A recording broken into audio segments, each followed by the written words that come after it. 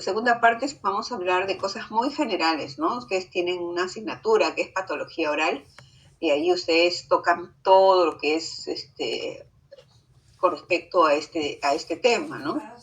Y bueno, en un tiempo tan limitado sería muy difícil poder conversar de todas las patologías bucales que es posible encontrar en boca, ¿no? Pero lo importante es que nosotros podamos entender que dependiendo del autor que revisemos, vamos a encontrar distintas clasificaciones de las patologías, ¿no?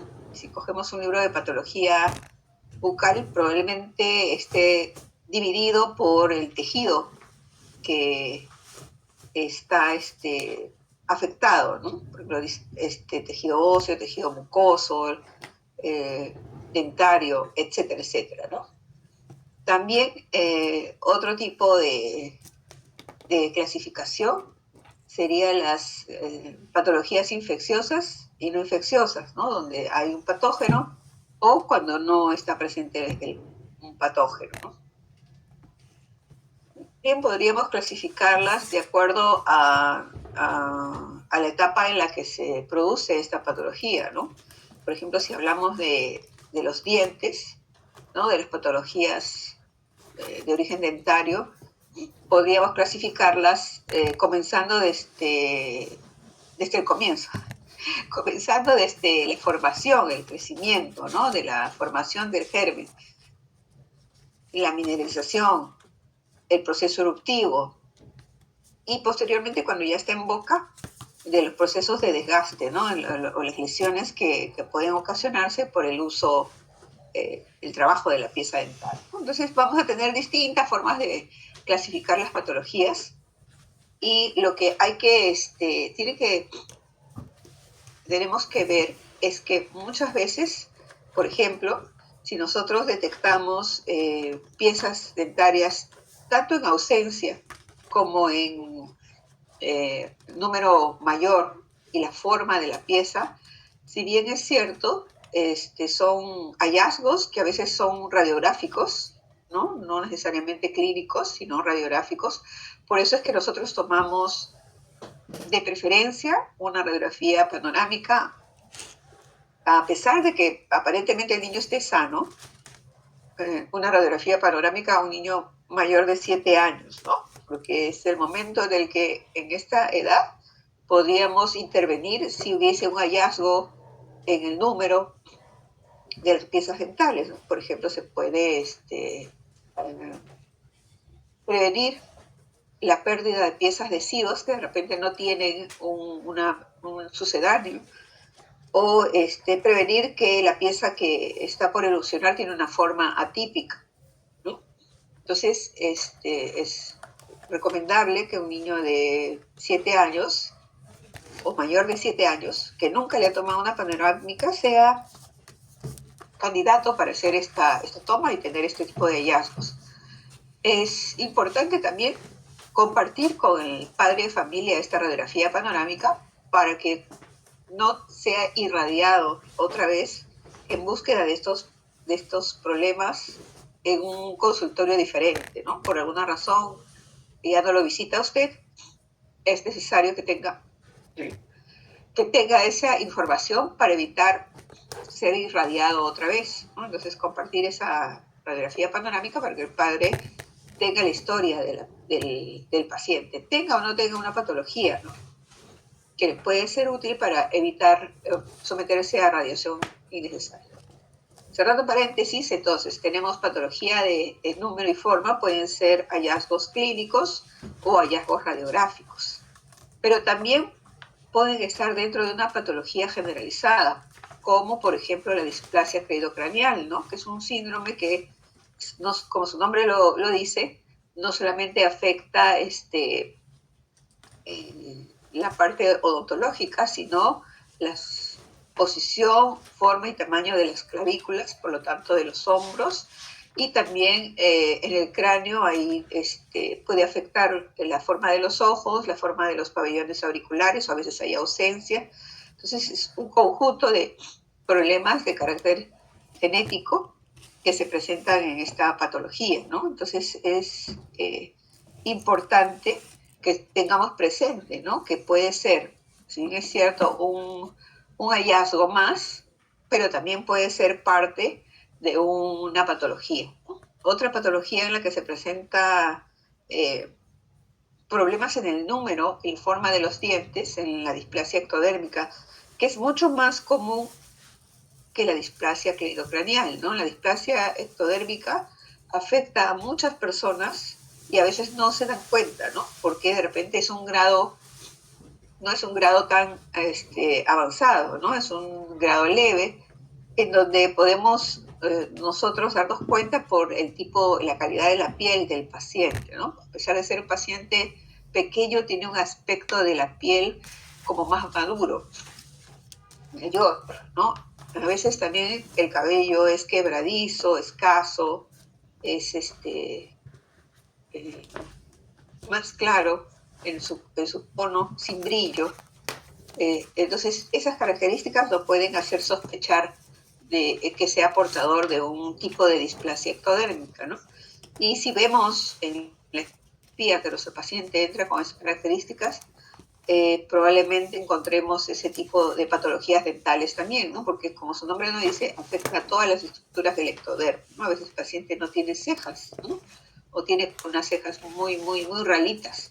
Entonces, es importante tener en cuenta que estas patologías, como repito, pueden ser parte de un síndrome o simplemente ser hallazgos, ¿no? Como los que se presentan en estos casos, ¿no? Pacientes adultos. Justamente hoy día hemos tratado con una de sus colegas, Mayra Coronado, a una paciente de 21 años en donde tiene permanencia de la pieza decidua, ¿no? Obviamente, si se hubiera detectado eso cuando tenía 7 años la niña, probablemente se hubiera hecho todo lo posible porque esta pieza no se deteriorara, ¿no? Lamentablemente, en el caso de su compañera, ya había perdido una de estas piezas y obviamente perdiendo la posibilidad de que cuando sea factible, la paciente le da tiempo para poder tener los recursos para poder ponerse un implante, ¿no? Recuerden que si se extrae esta pieza, lo que va a pasar es que se va a resolver el alveolo y el implante no va a tener un soporte. Por el contrario, si la piecita se conserva, con el paso del tiempo, en algún momento se va a perder, pero conservado el tamaño del alveolo, ¿no? Entonces es importante el mantenimiento de esta pieza. Otro tipo de patología que se puede presentar es la anquilosis de la pieza dental.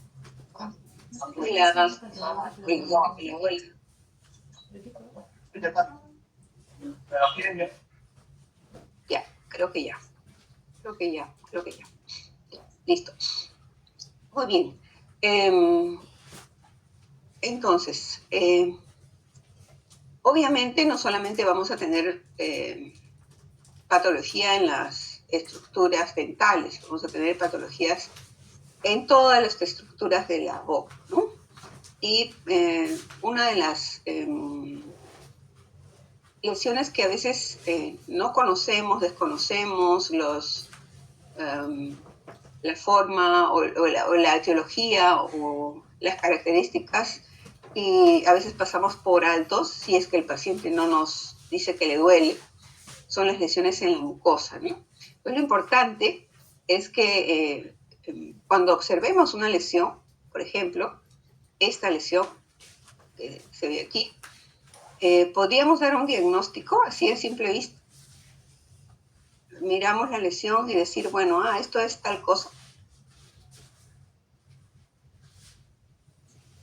Probablemente no, ¿no? Tengamos probablemente en nuestra cabecita posibles lesiones, ¿no? Posibles diagnósticos para esta lesión. Pero si estamos nosotros elaborando la historia clínica, lo importante es que nosotros podamos saber describir este tipo de lesión. Si bien es cierto, tenemos las fotografías que nos salvan ahora, ¿no? Podemos decir, y hacer la consulta y verificar, pero es necesario que nosotros registremos en la historia clínica todos los datos sobre la lesión, ¿no? Por ejemplo, podemos empezar por la localización. ¿En dónde está localizada esta lesión? ¿En dónde estaría localizado? ¿Cómo describimos la localización?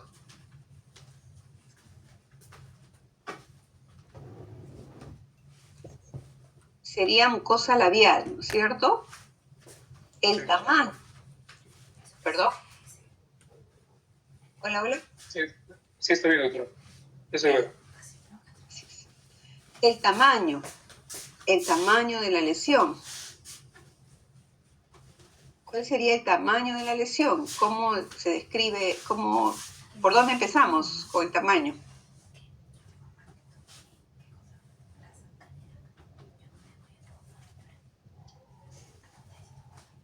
Podemos hablar de milímetros de radio, ¿no? Milímetros de diámetro, milímetros dependiendo de la forma que nosotros veamos, ¿no? Y por eso lo siguiente es la forma. De aproximadamente, ¿no? Podemos decir 7 milímetros, de aproximadamente 3 milímetros, ¿no? Y hablamos de la forma. Entonces, luego, por esta lesión nosotros podríamos decir que es circular, ¿no? Una lesión circular. ¿Qué más? Ya dijimos que es una lesión localizada en la mucosa labial, de tamaño de 7 milímetros aproximadamente, de forma circular. Podemos decir si tiene un aumento de volumen, ¿no? O por el contrario, por este caso, una depresión, ¿no? Luego podemos hablar de los bordes. Si estos bordes están muy bien delimitados o son difusos. Si es una forma simétrica. El tipo de color, ¿no? En el color nosotros podemos ir con un halo más enrojecido y la depresión central de un color más oscuro y un centro blanquecino, por ejemplo. ¿Sí? Si hablamos de coloración. Ahora, si es una lesión elevada, podríamos hablar de la movilidad, ¿no? Si esta es una lesión que cuando la palpo la puedo movilizar de un lado a otro, como un nódulo, o si es que es por el contrario, es una lesión fija, ¿no? Que parece que está arraigada. Y bueno, si se trata de lesiones elevadas o lesiones que se repiten, yo puedo hablar de una distribución, ¿no? Si yo observo, no solamente cuando hago examen clínico observo esta lesión, sino que observo que también de repente está en la mucosa de carrillo, está en la lengua, piso de boca, en paladar, ¿no? Entonces, este tipo de descripción es el que vamos a nosotros a poder anotar en nuestra historia clínica para tener una muy buena información aparte de la fotografía. Aparte de la fotografía, podemos tener una muy buena información que nos lleve al diagnóstico, junto con los otros detalles de la historia. ¿Sí? Entonces, ¿qué les parece esta lesión? ¿Cuáles serían los diagnósticos diferenciales de esta lesión?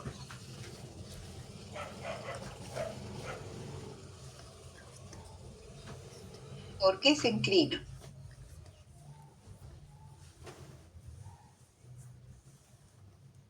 Jóvenes, anímense. Podría ser una lesión aftosa porque tiene, ¿no? la delimitación, ¿no? Y la ubicación también. ¿Qué otra cosa podría ser?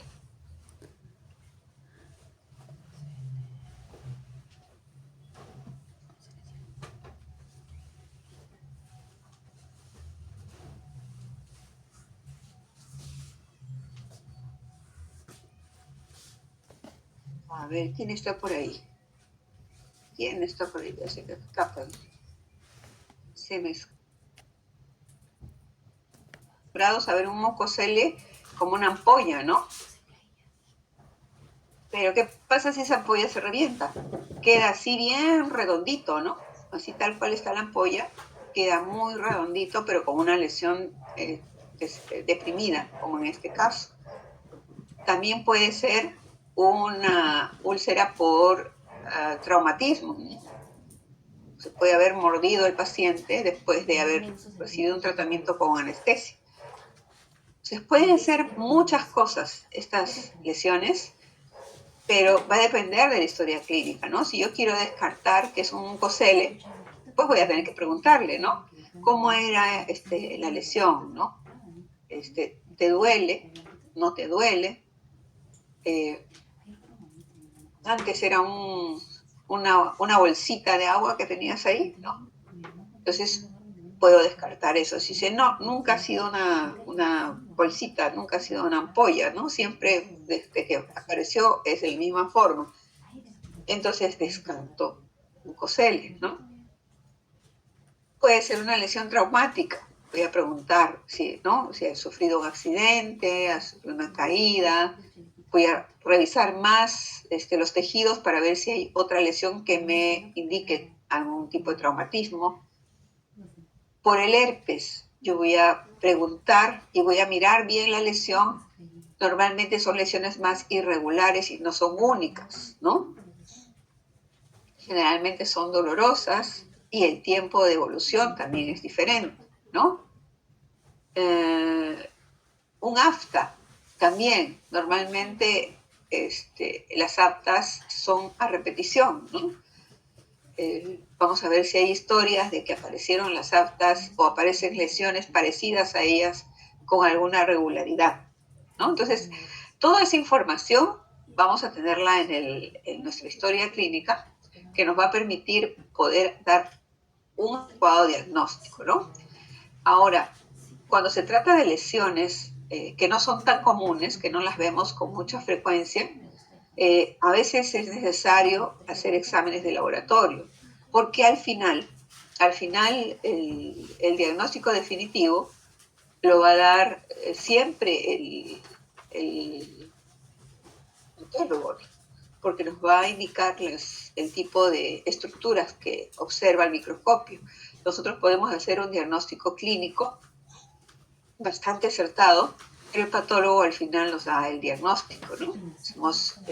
Ahora sí se trata de lesiones en las que sospechamos la posibilidad de que haya un microorganismo, podemos nosotros también hacer un cultivo de estas lesiones, ¿no? Entonces, vamos a tener posibilidades de hacer un diagnóstico preciso cuando el diagnóstico clínico no sea suficiente, ¿no?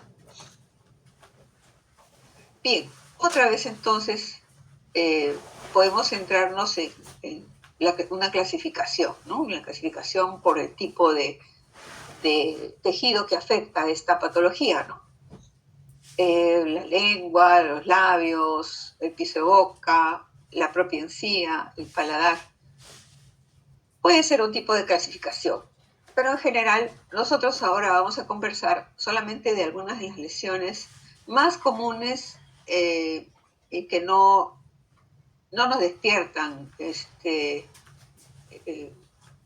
mayor preocupación, como las lesiones, por ejemplo, que podrían ser malignas, ¿no? Lesiones que van más allá de lo que un odontólogo general o un odontopediatra puede tratar, ¿no? Considerando entonces que van a ser lesiones muy específicas que se presentan generalmente en pequeños pacientes.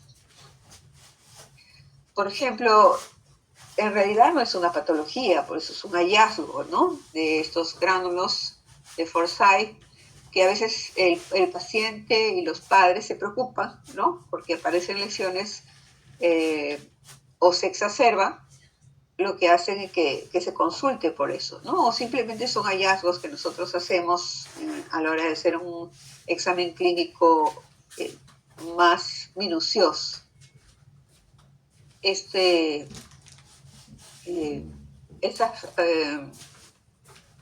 pequeñas lesiones son simplemente como que una exacerbación de las glándulas sebáceas, ¿no? Cutáneas. Por eso es que se ven como una placa, diríamos, ¿no? Hablamos de pápulas, máculas, sería una placa porque es un poquito grande, ¿no? Como varias pápulas juntas, de color blanquecino, o como un pequeño puntillado, ¿no? Que se ve más queratinizado. Entonces, no debe preocuparnos, generalmente desaparecen con el paso del tiempo, ¿no? Otras lesiones que también de repente nos causan interés o causan interés de los padres de familia es los hemangiomas o las petequias, ¿no? Generalmente cuando hay un tejido vascular que sea hipertrófico, que es hipertrófico, que se transfiere que el contenido se trasluce a la superficie, nosotros podríamos hacer un descarte presionando la lesión y viendo si desaparece con la presión, y podríamos ver que es a consecuencia de la dilatación de los pequeños vasitos, ¿no? Y tranquilizar al paciente, a los padres de familia. Puede ser lesiones causadas también por un pequeño traumatismo que van pasando el tiempo y se quedan con esa coloración. También, si son pequeñitos, suelen desaparecer solos, ¿no? Si son grandes o medianos, también suelen desaparecer solos, ¿no? Porque si están en la superficie, a veces se rompen los vasitos y también suelen desaparecer. Ahora, cuando son de tamaño mayor, generalmente eso ya es competencia de repente de otro profesional que pueda ver si la intervención quirúrgica es lo mejor, dependiendo de la localización.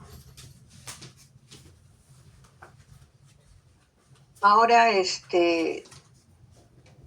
otras lesiones comunes, sobre todo en pacientes niños que tienen un aparato de repente de ortodoncia, que no lo higienizan correctamente, o es un aparato que estuvo fijo y que no tuvo los cuidados correspondientes, ¿no? Tenemos lesiones por hongos que pueden ser persistentes, ¿no? A pesar de haber retirado el aparato, sigue la lesión persistente en la boca. Y lo que hay que sí es tratar médicamente a este paciente, ¿no? Con un antifúngico, para que pueda eliminar bueno, no eliminar, porque Cándida es parte de nuestra flora bacteriana, nuestra microbiota oral, y no vamos a eliminar, ¿no? Pero sí vamos a controlar, ¿no? A niveles normales. Cuando no hay una razón palpable de por qué se produjo esta lesión, es necesario tener en cuenta que el paciente puede estar con algún problema de inmunodeficiencia, ¿no? No necesariamente el HIV, pero sí algún problema que le haya bajado la inmunidad, ¿no? Como repito, es un microorganismo que va a estar dentro de nuestra microbiota, y si se exacerba o llega a causar daño y no tenemos una razón aparente, habría que sospechar, ¿no? De una baja de las defensas, y habría que hacer de repente un análisis de laboratorio para poder referir al paciente al pediatra, ¿no? Al nutricionista, etcétera, etcétera. Como decía su compañero, tenemos también las lesiones aftosas, ¿no? Que aparecen recurrentemente.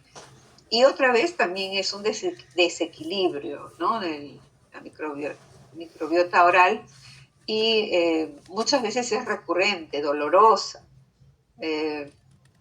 Tratamientos. Ahora, para ustedes, estos minutos que ha habido de tiempo, he estado tratando de buscar si había algo que fuera efectivo, ¿no? Una guía para tratar las úlceras aftosas, pero no hay un consenso sobre cuál es el tratamiento específico, ¿no?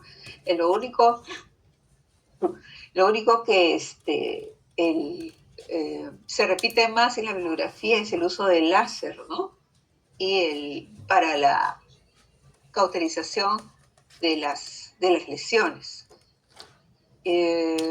Ahora, si no tenemos a disposición el láser para hacer el tratamiento, lo ideal es mantener la zona limpia, ¿no?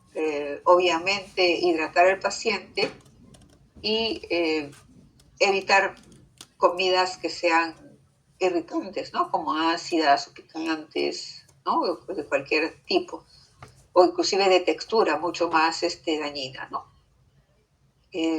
Ver también, como dijimos, que si es un desequilibrio, ver cuál podría ser la causa, ¿no? Puede ser que esté asociada a una baja de defensas porque el paciente estuvo agripado, porque estuvo hospitalizado, porque estuvo en una crisis familiar, ¿no? De repente emocional, etcétera, etcétera. Pero también si esa repetición podría estar asociada con una enfermedad digestiva, ¿no? Que es bastante grave, que es la enfermedad de Crohn, ¿no? Que afecta a el aparato digestivo del paciente, es una enfermedad degenerativa, pero poco frecuente, muy poco frecuente y menos en niños, ¿no? Pero sí verificar cuál es el agente causal, ¿no? ¿Cuál es el agente causal de alguna deficiencia en la alimentación, algún problema emocional, algún problema de salud general? Obviamente mantener la boca limpia, evitar que se infecten, ¿no? Que sobreinfecten con bacterias, aplicando colutorios. Pero si son niños pequeñitos, recuerden que los niños, para que puedan hacer colutorios, deben tener más de 8 años. No podemos pedirle que haga colutorio a un niño más pequeño porque corremos el riesgo de que se trague el producto. Entonces, lo que podemos hacer en niños pequeñitos es utilizar el colutorio como toques, ¿no? Un hisopo, pedirle a la mamá que haga pequeños toques en las zonas afectadas.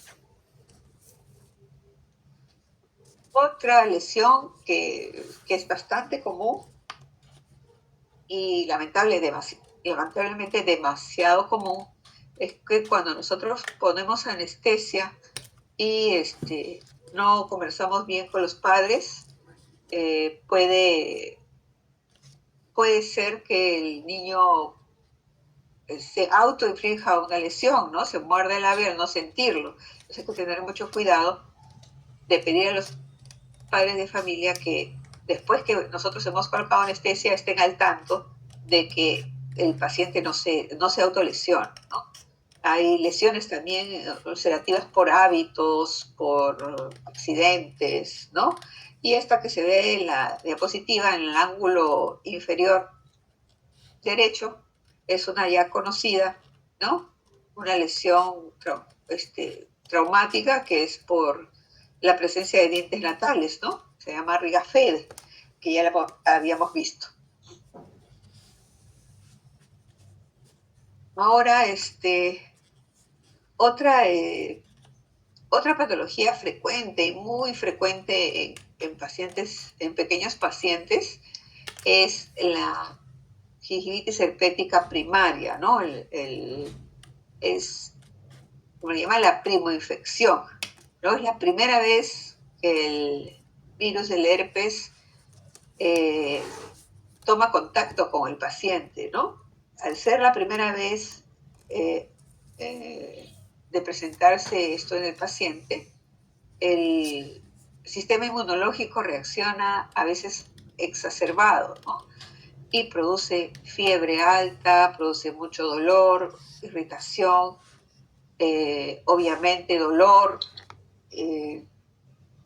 estado de ánimo del paciente no es el agradable, inapetencia, vómitos, diarreas si son más pequeños, ¿no? Entonces es el mismo virus, pero que al introducir por primera vez al niño a este virus, se presenta esta lesión muy aparatosa, ¿no? Muy aparatosa, como digo, con fiebre, dolor y todo lo que eso implica, ¿no?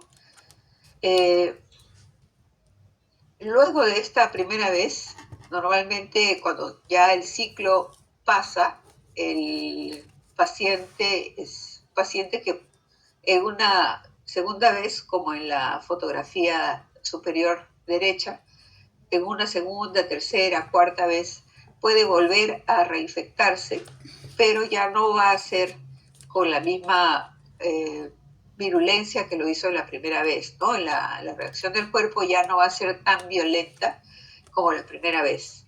Entonces, el tratamiento un poco está tan bien protocolizado, pero sí, si es una presentación grave, en un niño muy pequeño, sí se recomiendan los antivirales, ¿no? Como el aciclovir, para poder controlar esta infección. Pero en general es un tratamiento sintomático, ¿no? Tratar de, otra vez, mantener hidratado al paciente, evitar que haya una sobreinfección de estas lesiones, ¿no? Con bacterias, con hongos, etcétera, etcétera, ¿no? A veces el niño no se deja limpiar, obviamente, porque le duele, y eso puede ocasionar que se sobreinfecte, no solamente sea el virus, sino que una vez que el ciclo del virus pasó, los microorganismos oportunistas aprovechan en que estas lesiones están abiertas y sobreinfectan, ¿no? Y se hace más prolongado el proceso de este paciente. Entonces, es importante que si el paciente es un niño pequeño de 3 años o menos y presenta este tipo de lesiones acompañadas de fiebre, es importante hacerle ver a los padres que es su primera exposición al virus del herpes y que por lo tanto también hay que evitar que se esparza el virus, ¿no? Tratar de que se mantenga los utensilios de cocina y todo lo demás se mantenga exclusivo para el niño, ¿no? Otra enfermedad también que es muy parecida por la presencia de estas lesiones en boca, pero que se acompaña también en lesiones de manos y pies, que no se veía hace mucho tiempo, ¿no? Conversando con pediatras, comentan que hace tiempo que no veían este problema, pero a raíz del coronavirus, ¿no? De la pandemia, y al haber aparecido un nuevo panorama en las enfermedades y el sistema inmunológico, se ha visto con más frecuencia esta enfermedad de manos y pies en niños pequeños, ¿no? Entonces, otra vez está a nuestra, o sea, podemos ver en nuestros pacientes estas lesiones, ¿no? Son muy parecidas porque son vesiculares, pero la diferencia es que también aparecen en las manitos y en los pies del paciente.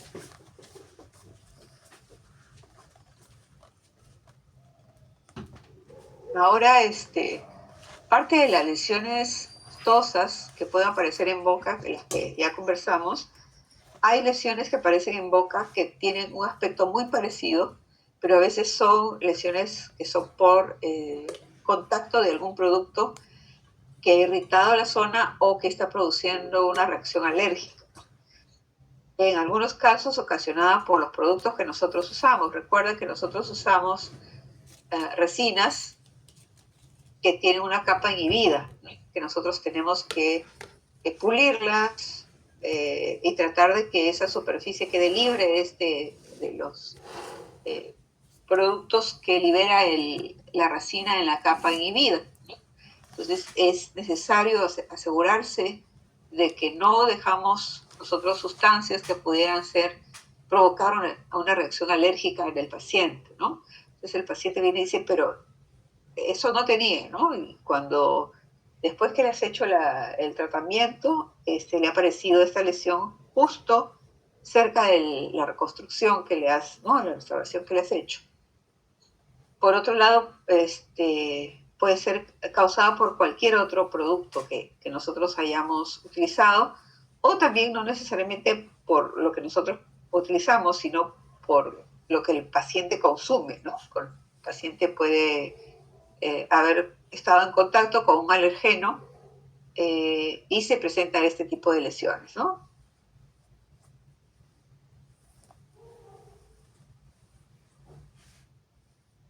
Esta no es una patología, pero sí es una presentación bastante frecuente de una lengua fisurada, le llaman, ¿no?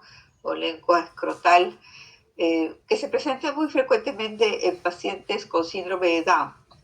Lo que hay que recomendar a estos pacientes es una higiene minuciosa de la lengüita, ¿no? Porque en esas fisuritas puede acumularse restos de alimento, colonizar bacterias y producir malos olores, ¿no? Halitosis. Entonces siempre este tipo de pacientitos hacer mucho hincapié en la limpieza de la lengüita. Tampoco no es dolorosa, no presenta ninguna complicación, excepto la halitosis, ¿no? Podría presentarse por esas lesiones. Hay lesiones también verrucosas que pueden aparecer en boca, que en algunas ocasiones se asociaba al virus del papiloma humano y generalmente decíamos así como que era patognomónico de una enfermedad venérea, de una enfermedad de transmisión sexual, ¿no? Pero hay varios reportes que han demostrado que no necesariamente, ¿no? Si nosotros encontramos un niño con un tipo de lesión así parecida y teníamos mucho temor de que podría ser un niño que esté abusado, ¿no? Un niño que sea que esté en contacto en situaciones inapropiadas, ¿no? Pero se ha observado que no necesariamente, ¿no? Pues hay pacientes que son proclives a hacer manifestaciones ante este virus de formas diferentes, ¿no? El tratamiento también es quirúrgico, con láser, ¿no? Con electrocauterio. El famoso mucosele, ¿no? Que puede aparecer generalmente en el labio inferior y como vimos, cuando se revienta, pues se produce una lesión depresiva,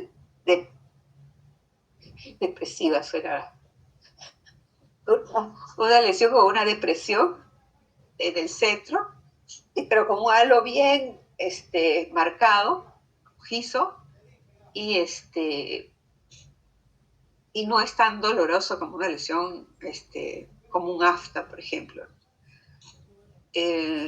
Si es una lesión que no desaparece de por sí sola, bueno, no de por sí sola, porque a veces hay un causal, ¿no? A veces es una pieza fracturada, una pieza en un proceso de erupción, de repente de una posición inadecuada, un aparato ortodóntico, etcétera, etcétera. Si nosotros eliminamos la causa y persiste el mucosele, normalmente es una extirpación quirúrgica, ¿no? Tratando de eliminar todo el saco y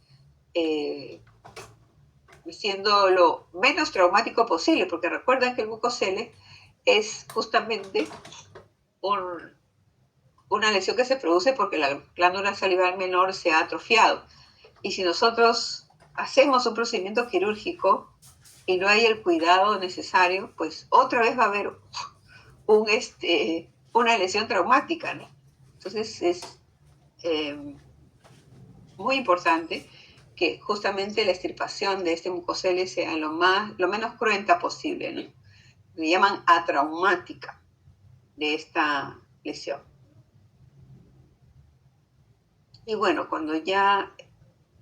tenemos también las keilitis, que es normalmente los hábitos pueden provocar este tipo de lesiones,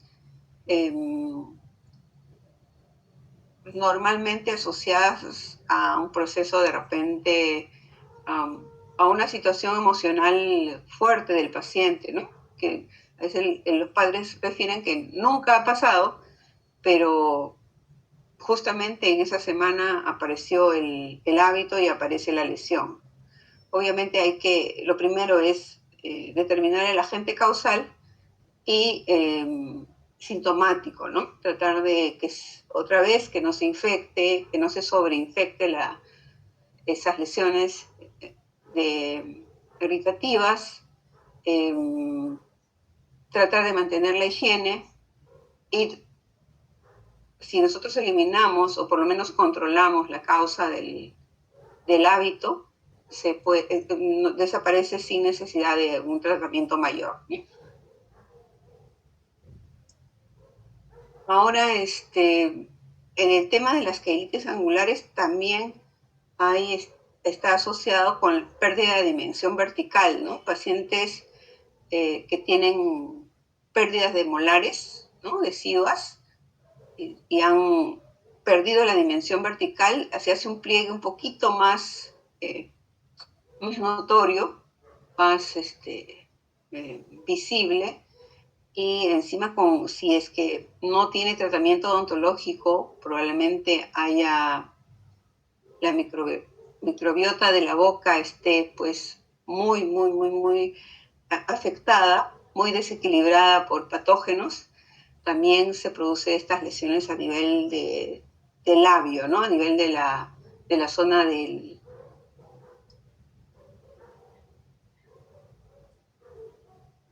ángulo del labio, ¿no? Estas lesiones generalmente son de origen bacteriano, pero se pueden complicar con micosis también, ¿no? Si es que no se tiene el cuidado. No solamente pueden ser lesiones pequeñas que afectan las comisuras labiales, sino que también pueden afectar más allá la piel, ¿no? Si es que dejamos que suceda. Generalmente está asociada también con un sistema inmunológico deprimido, no necesariamente por el HIV, como les repetía, sino por desnutrición, ¿no? También, obviamente, por la zona donde vive el paciente. Muchas veces estos niños vienen o los vemos en lugares donde no hay el agua y el desagüe como lo conocemos, ¿no? No hay el saneamiento ambiental para poder mantener la higiene normal, ¿no? Pero igual necesitamos controlar eso con higiene y obviamente eliminando el agente causal, ¿no? Si es porque en la boca se ha perdido la dimensión vertical, lo ideal es equilibrar esa dimensión vertical, ¿no? Para que pueda el paciente no solamente modificar la forma de la carita y recuperar la función, sino que también no tenga un pliegue tan notorio en la comisura labial.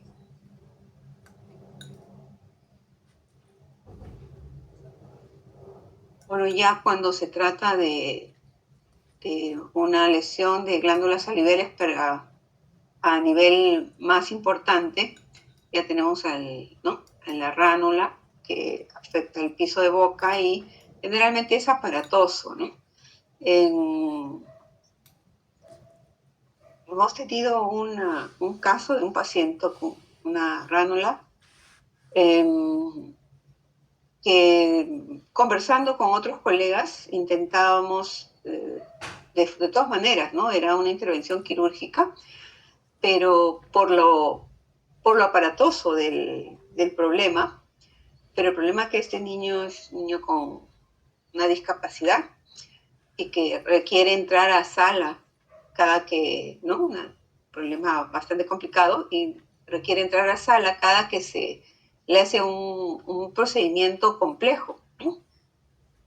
Y bueno, era todo un drama para los padres, obviamente. Entrar a la sala de operaciones no es fácil para los padres.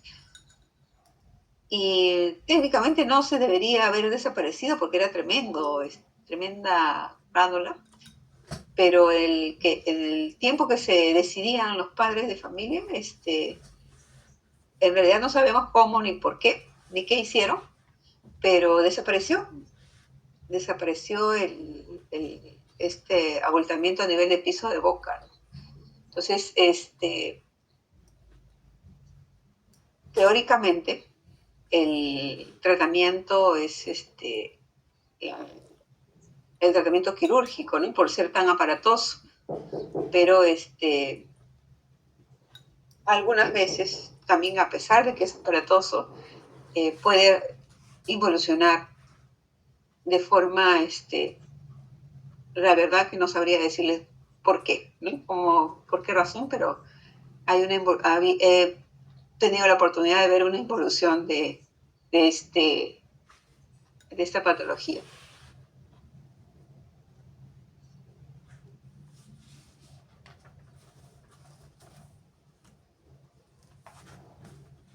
¿Sí? Recorcholis. Creo que ahí nos quedamos.